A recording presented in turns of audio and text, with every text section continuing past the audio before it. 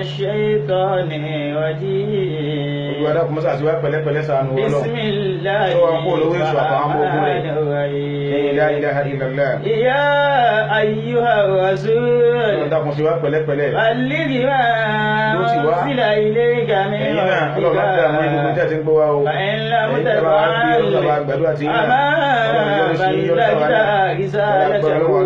والله Àmín. يعصمك من الناس. Abdul Mu'minin. نعم Adúpẹ́ fọ́lọ́run Ọba. الحمد لله. Àlékún kẹrẹ àlékún gẹ̀rẹ́ bá sí fún ànábì Muhammad. Gbogbo àwọn afọ́ wọlé mọ́ta bá sanwó lẹ́sùn lórí. Wala amina. Wala la hawla wala quwwata illa billah. Gbogbo ẹ̀tẹ́ bá gbé fúgbà mọ́lọ́mọ́ta bá gbàdúrà yín. Èyí tẹ́ ń wò èyí tẹ́ ń ṣe lọ́mọ́ta bá sanwó lẹ́sùn lórí. Abdul Mu'minin kò sásìkò ńlẹ̀ lọ́fà. Abdul Mu'minin kò sí kí ni wọ́n pé kò sásìkò ńlẹ̀ àníkàwárà mú wá sókí ni. Àǹfààní tí ń bẹ níjọ́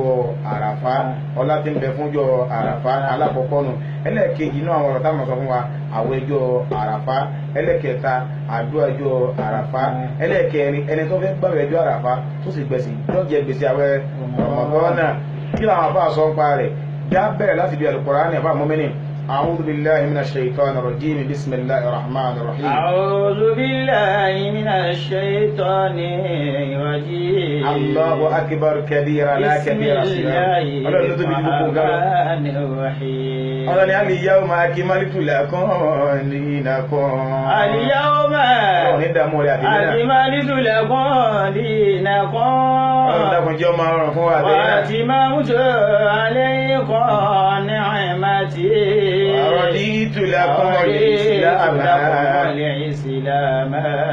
دينا. Abdul Mu'minin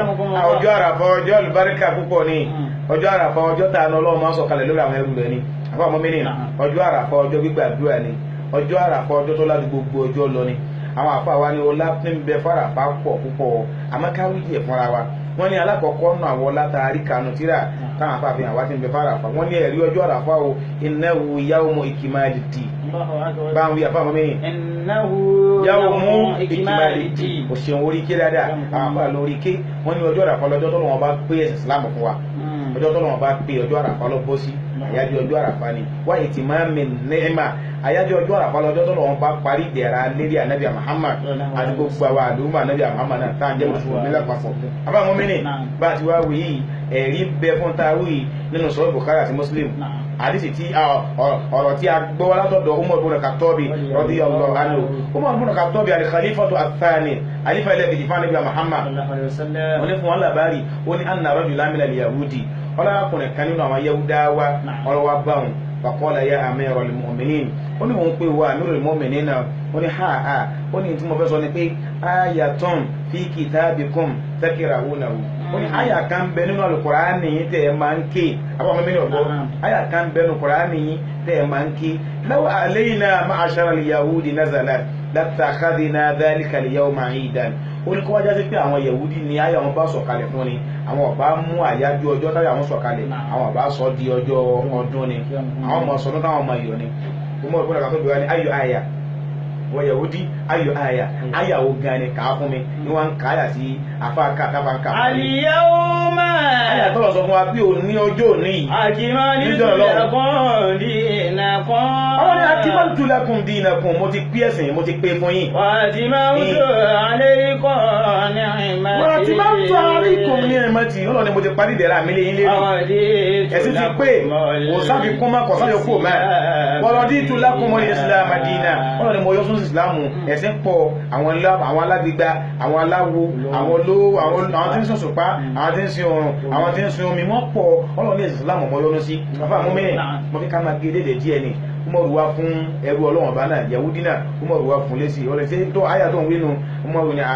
qad arafna dhalika al-yawma Umaru náà ni àwa náà mọ pàtàkì ọjọ́ náà àyájọ́ ọjọ́ ọ̀la ni o ọjọ́ Mọ́ndé yìí náà ni o Umaru ní qad arafna dhalika al-yawma àwa náà mọ àyájọ́ ọjọ́ ọ̀la amọ̀pọ̀ rẹ̀ àánú ọlọ́wọ́ ti mẹ́mbẹ́ kọ́dà yìí wọn ni kọ́kọ́ wal makana alladhi nazalat fihi ala nabiyyi àmọ́ àyè tánàbí àmọ́ wà tí ìbílù fi mọ́ àyà náà dé àmọ́ àyè náà ọ níbi ọba yìí wọ Yahudi lọ́lẹ̀ ìmọ̀ pé wà wúwà bí Arafa àmọ́ àwọn mẹ́rin ànábì ń bẹ ní Arafa lọ́wọ́ ń jọ́nà rẹ̀ ọwọ́ tó wájé yawmul jumu'ah ọwọ́ sí àyájọ́ ọjọ́ Jímọ̀ káàrọ̀ lè mọ pàtàkì ọjọ́ àyájọ́ ọjọ́ ọ̀la àyájọ́ ọjọ́ ọ̀la lọ́jọ́ tó lọ ń gbé ẹ̀sìn Islam àyájọ́ ọjọ́ ọ̀la lọ́jọ́ tó lọ ń parí ìdẹ̀ra lórí gbogbo mùsùlùmí ayé àyájọ́ ọjọ́ ọ̀la lọ́jọ́ tó lọ wọn bá yọnu sí Islam ọlọ́mọsá gbálẹ́sẹ̀ fún wa. Al-yawma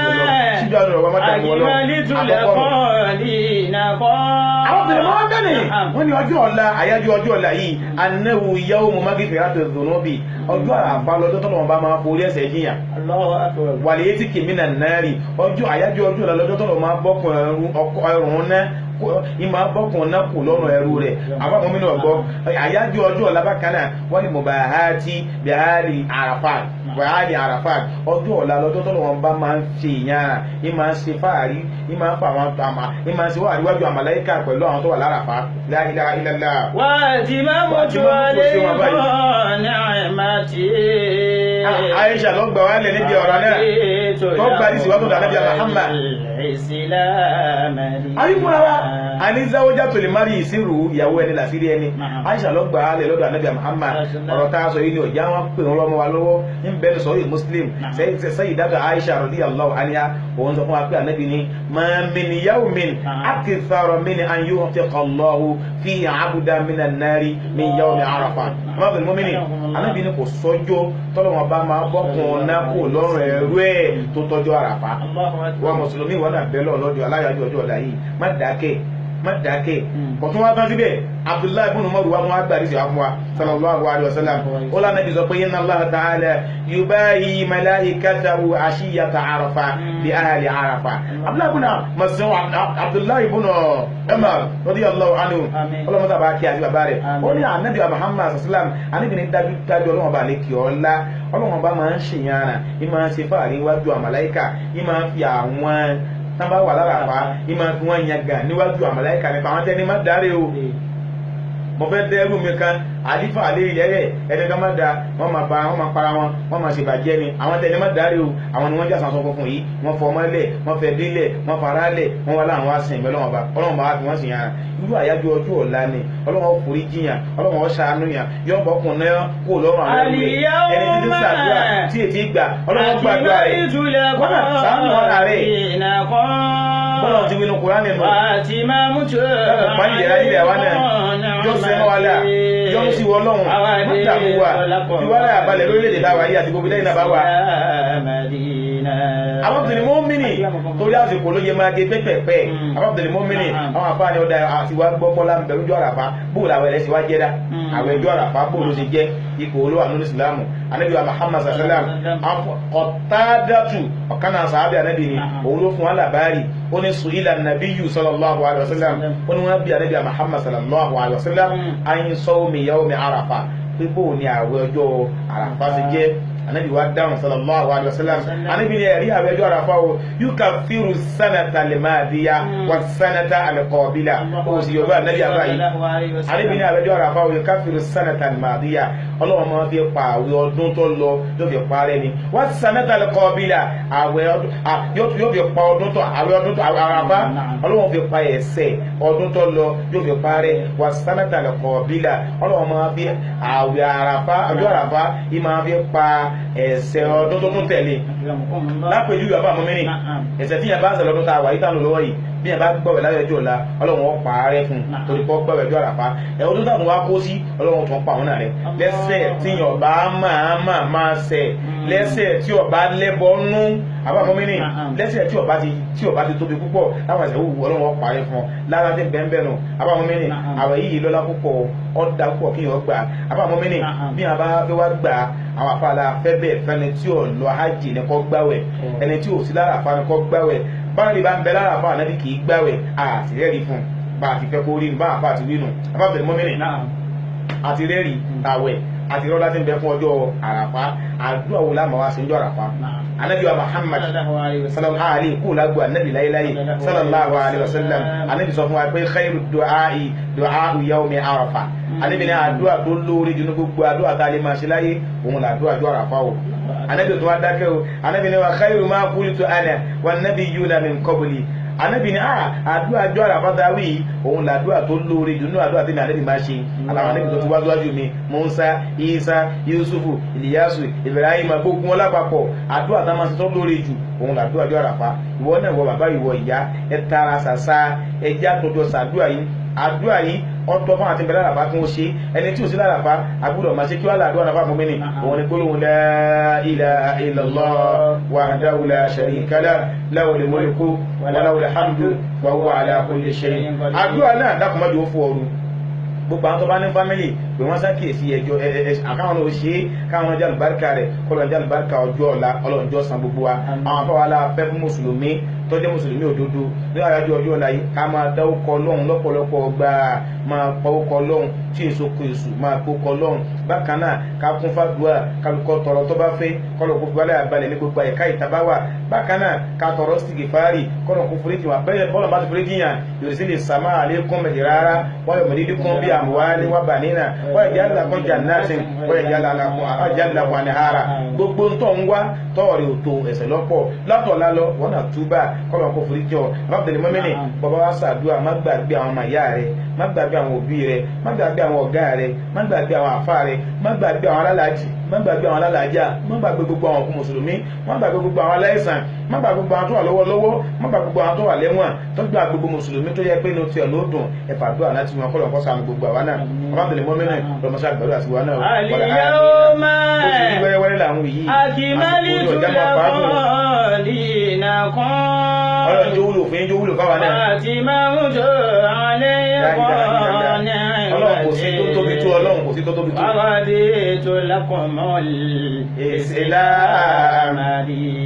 ọlọ́run dákun má dà wá gírígírí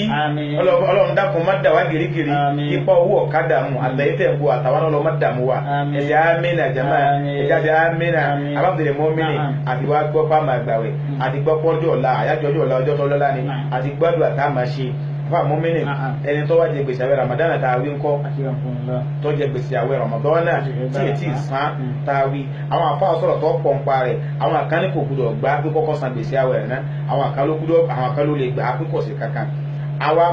àfáà wá jọ sọ́tún wọn gbogbo táwọn ìbáwọn àfáà ti kọ́ wa ló wọ́n jọ sọ́tún wọ́n jọ sí apá àlàáfíà náà èyí tá padà wá rí dání ọ̀fẹsẹ̀ rìn lẹ̀ àbọ̀ gbọ́ mọ́mìnì dání ìta gbúdọ̀ tẹ̀lé tó fẹsẹ̀ rìn lẹ̀ ní wípé yẹjúùzù zọ́sọ́ọ̀mù tátọ̀ wúrì àbọ̀gbọ́ àdìmọ́ àdádì bizamani mu'ajjani kọ́bílà sọ́ọ̀mù ìkọ̀dọ́ yìí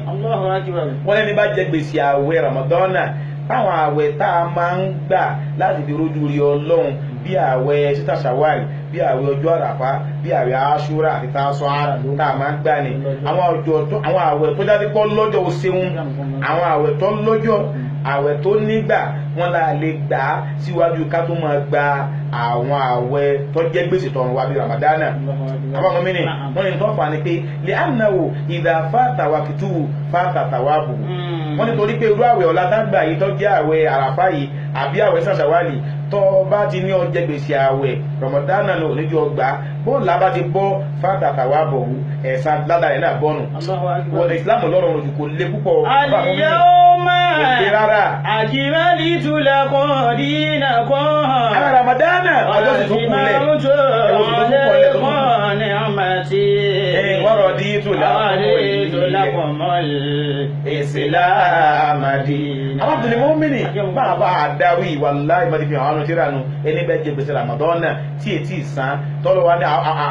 ọjọ́ àràfá wa dé láàájú ọjọ́ ọ̀la yìí gbà á bọ́bá dẹ̀yìn àwẹ̀ bọ́bá dẹ̀yìn ọdún wa gbìyànjú tètè san Ramadana rẹ tètè san padà má lọ di ọdún tí ń bọ̀ yẹn yẹn má sọ bẹ́ẹ̀ tètè san wọ́n ní tó fàtà fi ní kọ́ gbàwẹ̀ àràfá ni pé àràfá ẹ̀kan lọ́dún ni ọ̀la yìí náà sì ní lọ́dún ìbáyìí ní sìn ó tún dọ̀dún tí ń bọ̀ wá àmọ́ àwọn ọjọ́ mi tó ń bẹ tọ́já sí kó o tún lè gbàwẹ̀ Ramadana tó jẹ́ ọlọ́run tó kún sàánú wa ọ̀rọ̀ ẹ̀sìn yé wa jù báyìí lọ ọ̀la amínà àwọn tí ń bá wa gbé fúgàmù wa ṣàdúrà fún wa bá gbàdúrà wọn gbogbo àtàǹsọdún tẹ́ pẹ̀rọ ọdún bá ti wí fún yín ẹ̀dá fún ẹ̀já tẹ̀lé bẹ́ẹ̀ gbogbo àtàǹlọ yídì báńkà bá gbọ́ tún lọ ká bá gbọ́dọ̀ kan lọ lọ́nà ká bá gbọ́dọ̀ kan lọ ibi tá a bá gbà lọ ká má gbàgbẹ́ kí sún náà nẹ́bí ni bọ́lọ̀ bá lọ rọrùn bákan náà bá dàrọ̀ ọjọ́ ọdún ẹ̀já wẹ̀ ká wẹ̀wẹ̀ ìsìlámù tó ní àmà wẹ̀ bákan náà ẹ̀já wọṣọ tó dáa ẹ̀já fẹ́tùrà rí afáàmọ́mẹ́nì ẹni bá lẹ́rìn ẹ̀pá lọ́nà ẹ̀tọ́ ẹni tí ò ní kó dùnú sẹ́ni tí tó ní kẹjọ tó ń síra yín káwọn náà fún yín kájọ jẹ́ ń bẹ̀ kọ́lọ̀ jásọ̀ pọ̀lọpọ̀ ló láyé gbólóhùn Allahu Akbar agbátà máa ń wí ẹ má gbàgbé ọlọ́mọsá gbà ń bá dà fún wa mẹ́ bàbá lọ ìdíjọ ọdún léyà wọn là máa gbàwẹ̀ lọ ni bàbá dé káwá túnú ọlọ́mọsá ilé àsìmá fún wa tẹ̀yìntẹ̀ ń kó ọlọ́mọsá gbàdúrà wa wàlà amínà gbàdúrà tí iná kọ́lọ́ ní sí wa masha Allah la quwwata ọlọ́mọsá ilé àsìmá fún wa o jọ ṣẹ bẹ́ẹ̀ aláṣẹ ilé ọjọ́ ṣẹ bẹ́ẹ̀ la ilaha illallah wahdahu la sharika lahu lahul mulku wa lahul hamdu wa huwa ala kulli shay'in qadir.